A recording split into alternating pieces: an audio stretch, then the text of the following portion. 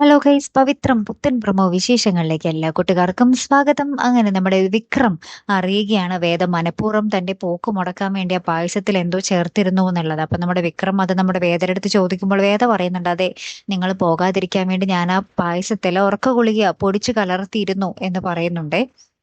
അപ്പൊ നമ്മുടെ വിക്രം, നീ എന്താടി പറഞ്ഞേ എന്നും ചോദിച്ചിങ്ങനെ കർണത്തിട്ടൊന്ന് അടിക്കാൻ പോകുന്നുണ്ട്. അപ്പൊ വേദ ഇങ്ങനെ തൊട്ടു പോകരുത് എന്ന് പറയുന്നുണ്ട്. ഇപ്പൊ നിങ്ങൾ ആ പ്രവർത്തിക്ക് വേണ്ടി ഇപ്പോൾ ആ തട്ടിക്കൊണ്ടു പോകലിന് വേണ്ടി ഇപ്പൊ പോയിരുന്നെങ്കിൽ നിങ്ങളിപ്പോ ജയിലിനകത്തായിരുന്നാനേ എന്ന് നമ്മുടെ വേദ പറയുകയാണേ.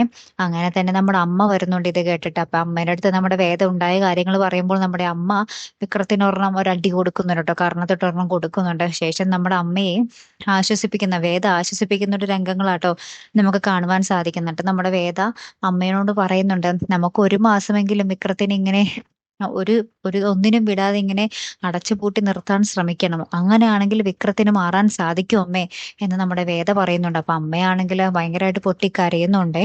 കാത്തിരുന്ന് തന്നെ കാണാം കേട്ടോ. അടുത്തൊരു വീഡിയോയുമായി വരുന്നത് വரைക്കും ഗുഡ് ബൈ.